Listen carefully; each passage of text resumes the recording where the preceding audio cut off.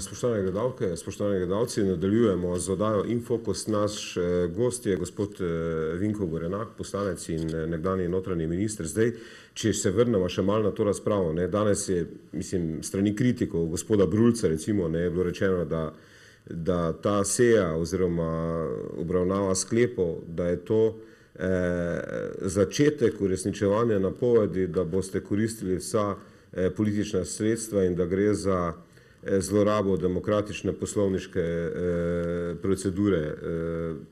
Zdaj, to je bilo ena od teh. Gospod Brulc me malo za šalo, malo za res spominja na eno oddajo, če se spomnite izpred let, ko sta dva pajaca tam v zadnji dela in sta brundala. To je bilo Mapečov, mislim. Mapečov, ja.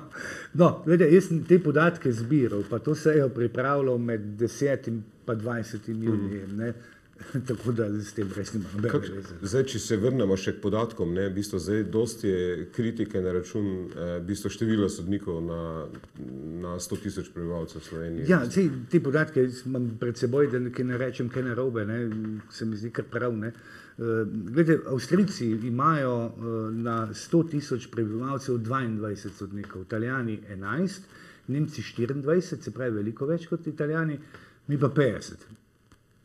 Se pravi, mi 50, se pravi enkrat več kot Nemci, ki imajo že tako enkrat več kot Italijani. Število toživcev je interesantna zadeva. Avstrijci imajo 2,6 toživca na 100.000 prebivalcev, Italijani 3,8, Nemci 6,2, mi pa 9. Se pravi, presegamo po številu neverjetno.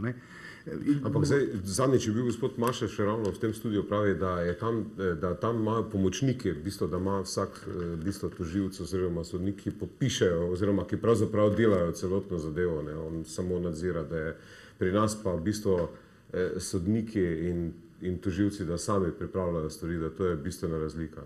No, treba tako reči, saj je on samostojen pri vodenju sodišča. On lahko kadarkoli zniža število sodnikov in poveča število strokovnih sodelavcev. In jaz osebno sem za to, da gremo na neko normalno evropsko raven, na kateri bojo strokovni sodelavci, ki so za državljane cenejši, zadeve pripravljali, sodniki pa sodili. Jaz s tem nimam težav, samo on hoče večje število sodnikov, hotel sem pa še samo tale podatek, ki se mi zdi, da bo zanimiv za gledalce.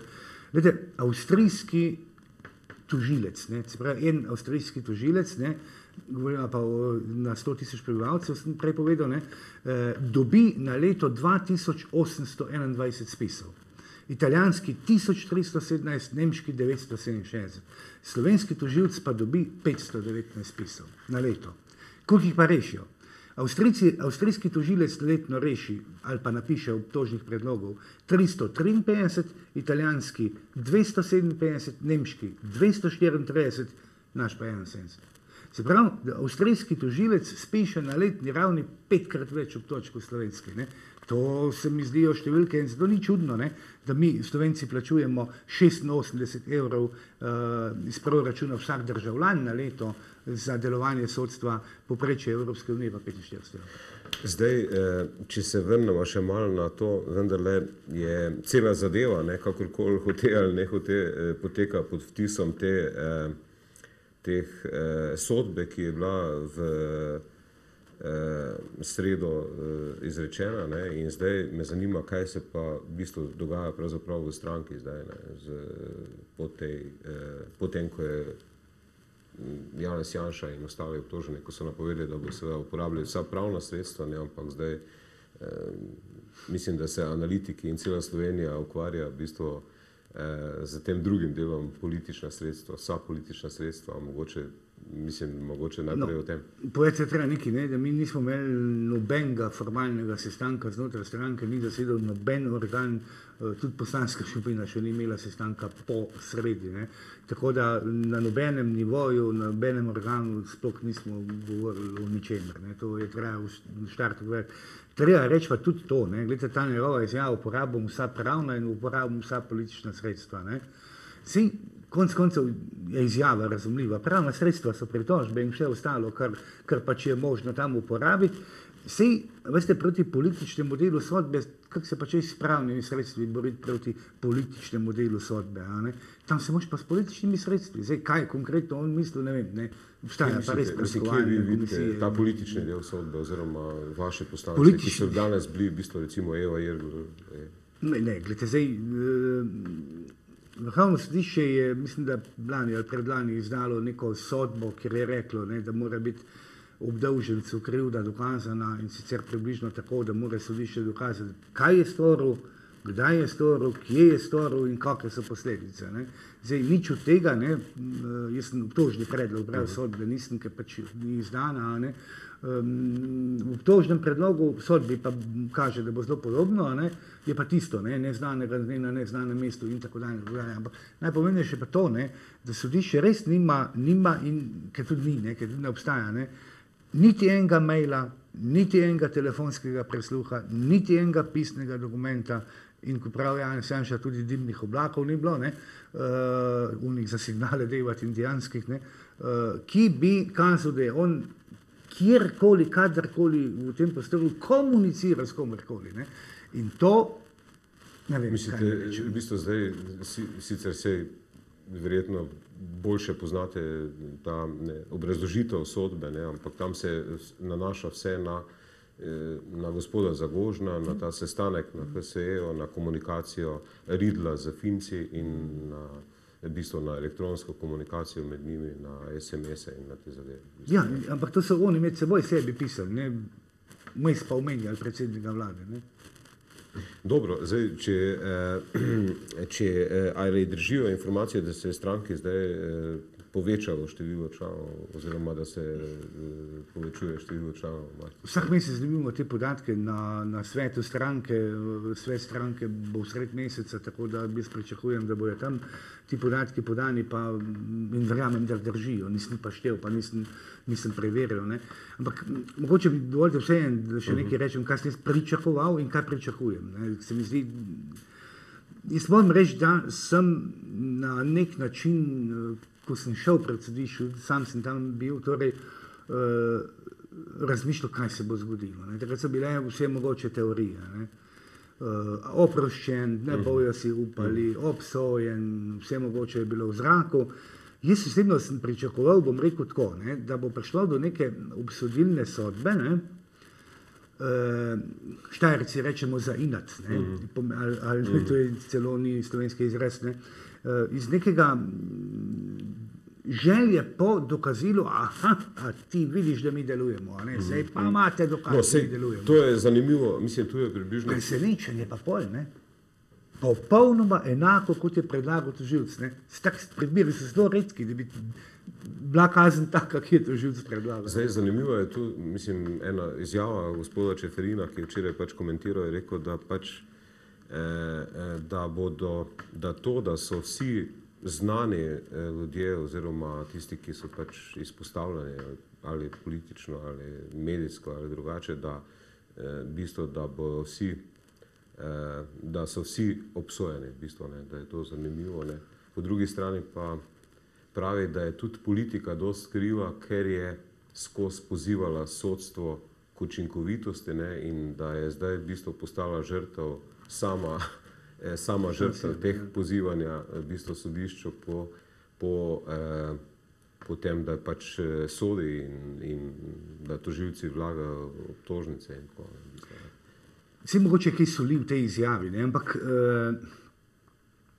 če sodstvo meni, ne, da bo z nekimi obsodilnimi sodbami znanih oseb ali iz medijev ali iz gospodarstva ali iz politike, a ne, če bo z nekim nasilnim sojenjem, bom ta izraz uporabil, brez dokazov dokazalo svojo samostojnost in dokazalo svojo učinkovitost, je to na kratko obdobje. Dolgo to ne bo trajalo. A ne? Jaz sem tudi prepričan, da v zadevi Patria, veste, jaz zdaj žal bom rekel, ampak res žal bom reči, nič več ne verjamem, tudi drugostopnjemu sodišču ne verjamem. Zna se drugostopno sodišče postaviti na neko zelo podobno situacijo in to je eno kaj znižati kazen, mogoče bodo rekli, aha, enkrat če sodite, ne, ker imajo možnost reči, pa bomo spet tekli 3-letni krok, ne, takrat bomo imeli spet volitve, ne, pa bo spet tisti madež, ne, še ostal, ne.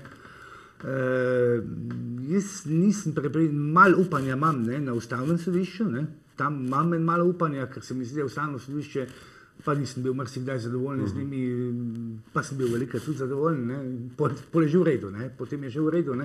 Na ustavnem sodišču imam delno Vrhovno sodišče je najprej. Ne, vem, ampak jaz bolj bi dal na ustavno, a ne.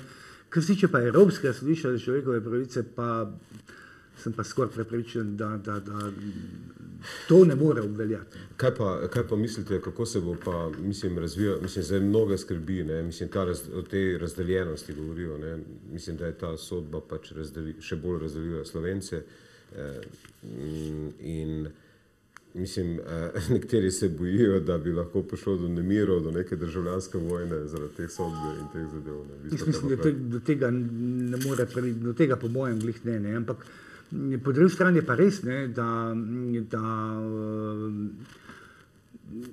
stvar je kar podobna Roški, ne, ker ta sodba, ne, vidite, takrat so imeli nek list papirja, ne, ki so ga s tajno preiskavo najdli na Janševi mizi in so rekli, lej, to ti poseduješ, to je kaznivo dejanje, ne. Zdaj pa tudi tega ni, ne, in obstaja tudi taka možnost, čeprav jaz si tega ne bi želel, bom rekel, ne.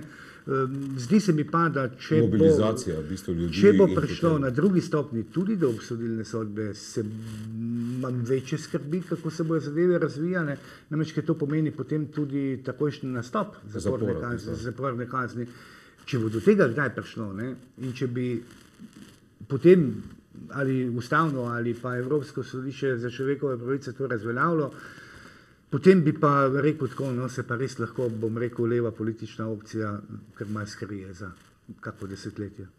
Zdaj, to zadeva zelo odmeva tudi v tujini, ne, ne nazadnje je bilo dosti primerjav, ne, eni so primerjali ta primer s Sanaderjem, drugi z Julijo Timošenko, ne.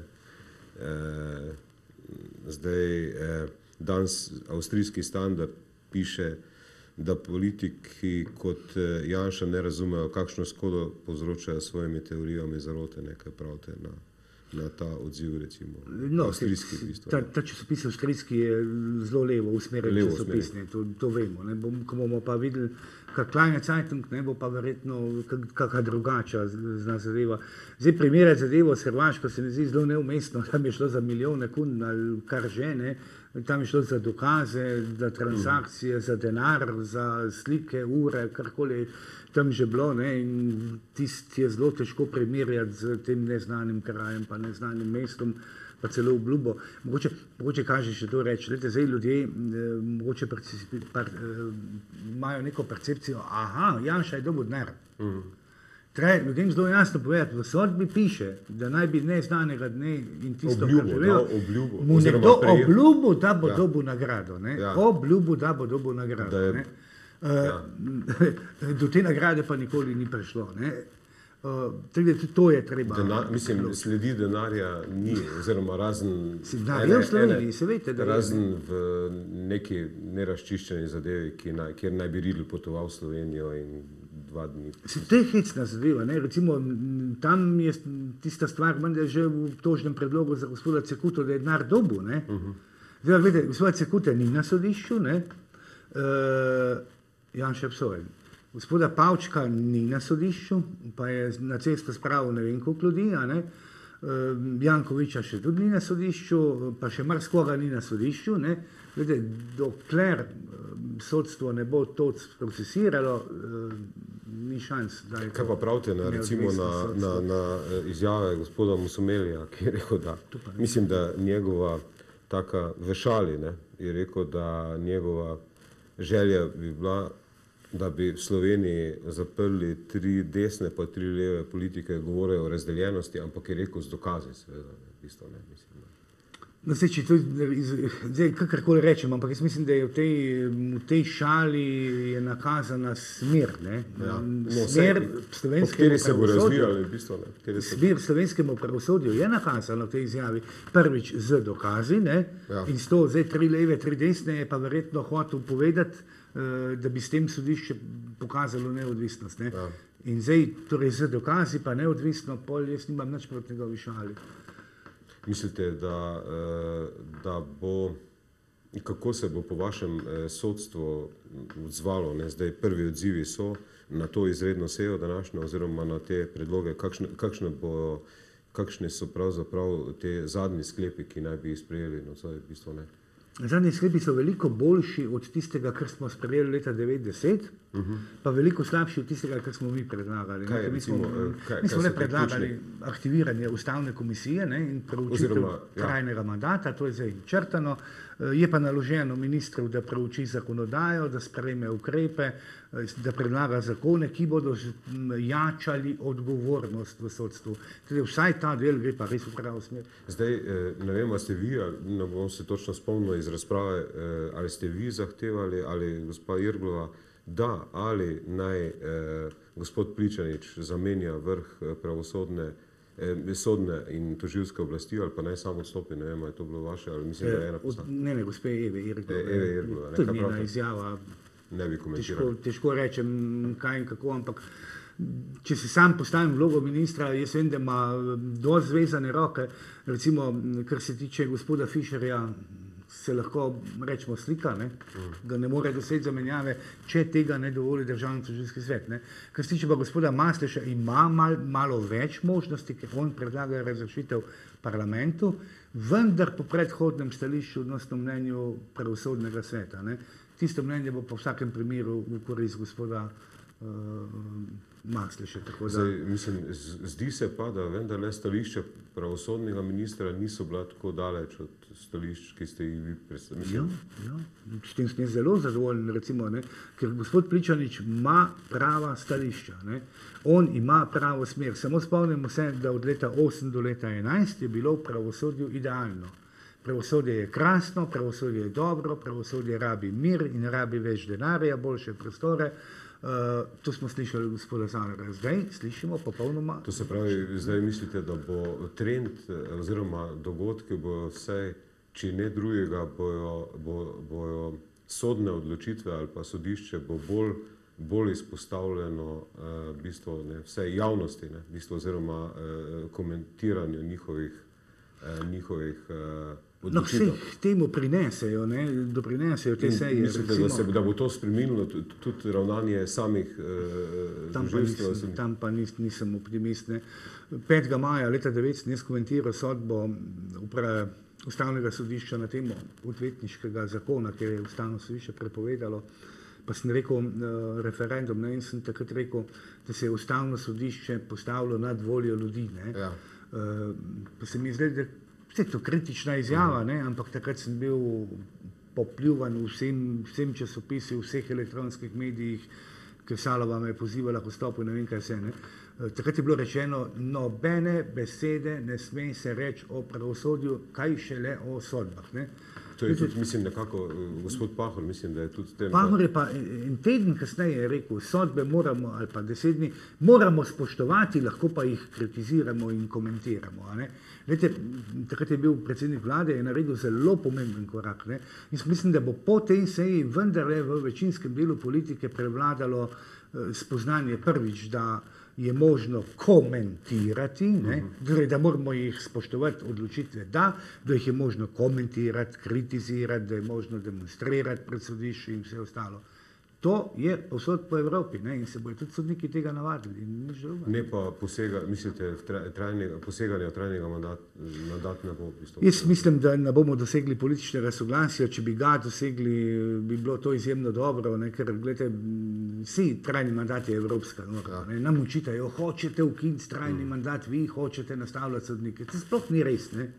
Prvič, nikjer nismo rekli, da bomo trajno ukinili trajni mandat, ne, tega nismo nikjer rekli. Ne. Povedali smo, da ga je treba urediti na evropski način, to pa pomeni, da ga sodniki dobijo bistveno kasneje in ne prvi dan delovne dobe.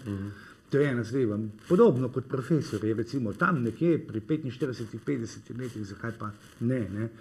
Prej pač nima trajnega mandata, ampak ocenjevati ga ne bojo politiki, ocenjevati ga mora sodni menedžment, ki mora delati korektno in pošteno, ne, in vršiti plevel stran, zrne obdržati. Kar se pa tiče v bistvu smislu poseganja, seveda to ste pa že večkrat poudarili, da pa ne grejo zadeve v smeri poseganja v avtonomne odločitve sodnikov. V bistvu. Ja, lejte, mi smo tu lahko nezadovoljni. Ne. Recimo jaz sem izjemno nezadovoljen sodbo v zadevi Miraž. Ne. Ampak če bi jaz danes kot politik rekel, ne, tega ne bomo plačali, država tega ne sme plačati, minister to ne izplačajte, ne, bi bilo to direktni napad na odločitev sodišča. Tega jaz ne smem reči. Ne. Lahko povem, kaj si mislim. Mislim si pa, da so sprejeli katastrofalno odločitev v škodo državljanov in v korist tajkunov. Evo, to mislim v tej sodbi. Dobro, jaz mislim, da bi bilo zanimivo še o tem, danes je tudi bilo na seji, mislim, več razprav v tej smeri, da če bi tožilstvo in sodišče zavzelo bolj aktivno vlogo, bi se ne bi zgodila ta v bistvu kraja bančna, ne, v bistvu to je bilo. Ampak to je praktično, lahko začnemo novo temo, zato bi se, mislim, izvolite. No, vse to sem hotel reči. Glejte, gospod Fišer ima na mizi leto dni tisto poročilo, zaupno poročilo Banke Slovenije, ker je noter tam 3,5 milijarde slabih kreditov. Ne. Zdaj pa na seji povedal, da se s tem ukvarja en tožilec pol delovnega časa. Lepo vas prosim, za generalnega državnega tožilca je tisti dan nastopil rdeč alarm, on mora najti rešitve in skadrirati 10-15 tožilcev, ki proučujejo samo to poročilo in tisto, kar za tem poročilom stoji. To je delo tožilstva, ne pa preganjanje kur pa kurjih. Dobro, jaz bi se vam zahvalil seveda za sodelovanje v nocojšnji oddaji Infokus. Naj povem, da se seja seveda še ni končala izredno in da se nadaljuje. Vam, spoštovane gledalke in spoštovane gledalci, pa hvala za pozornost in lahko noč.